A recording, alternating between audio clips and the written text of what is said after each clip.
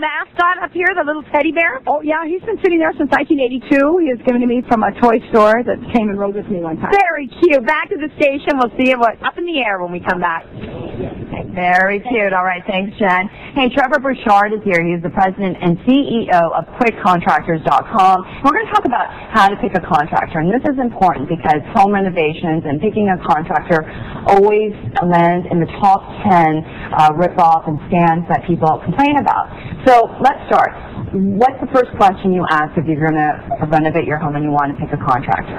The number one thing to take into consideration is communication. Okay. Contractors themselves, when you're doing a home renovation, people usually don't do the research. When you're buying a car, you test drive the car. When you buy a house, you price around. People usually pick the biggest ad in the yellow pages and just go with that one. So you get lots of referrals. How many would you say? We have a lot of people calling, average of 5 or 6 a day for sure. Okay, and so you get your referral, you get people to bring in the estimates. How do you go about getting an estimate and what should be on the contract? So somebody will call in with a request or log online and submit it, and what we do is we go through our pre-screen list of contractors, and we send out 1 to 3 contractors that quote on the job. Okay, so let's talk about this. Your company, you've got a whole roster of contractors, and people can come to your company and get referrals. Right, and so how do you pre-screen them? What do you check out? First of all, you want to make sure to do license insurance check, WSIB, previous jobs, references. The key thing is you want to make sure that you like the contractor you're working with. So you want to talk with them, understand that you've done similar jobs before in the past. That's one of the important things.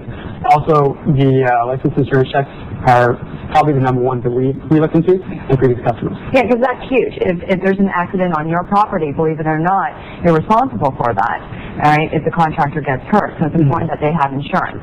And a lot of people try to cut corners and go for cash jobs and whatnot, but it's better to spend the extra couple dollars here and there and get something that's properly insured and licensed. Okay, so you get a few referrals, you check them out. How do you go about with an estimate and a written contract? Well, if you're going to get a written contract from a contractor, you want to get a start and completion date. You want to make sure that they're not going to be in your home for 8 to 10 months. You want to make sure that there is outlined exactly what's going to be in the contract, everything from materials to hours to labor.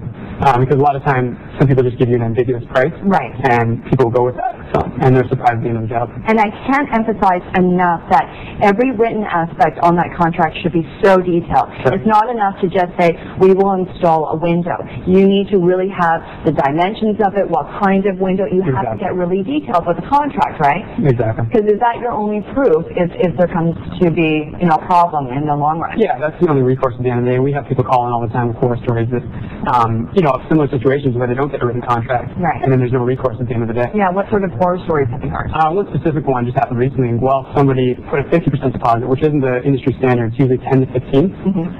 The contractor walked out halfway through the job because it wasn't properly budgeted on his behalf, and he just thought that he didn't want to continue on the job, and there's no recourse whatsoever. Wow, so 10 to 15% and never pay until the job is completely done? Correct. Okay, and so, other tips that you can give in terms of work schedule of the contractor, things like that? You want to make sure that the contractor is going to be working around your house when you have time to be there to oversee things.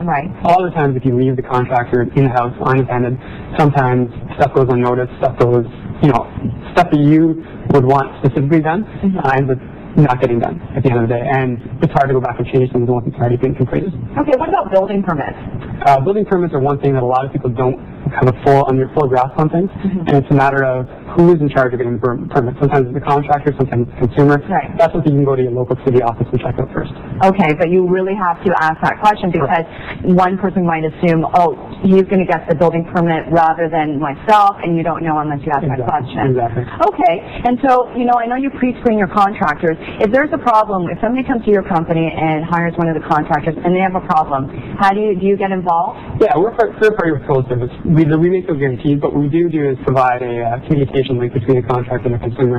At the end of the day, the job that is outlined by the contractor, sometimes it's communication issues, not so much an issue of bad job being done. People don't understand what they're getting from the beginning, and they want to make sure that they get the same job at the end. Okay, thanks so much for joining us, Trevor. So if anybody wants any more information, you can go to QuickContractors.com. Thanks for joining us.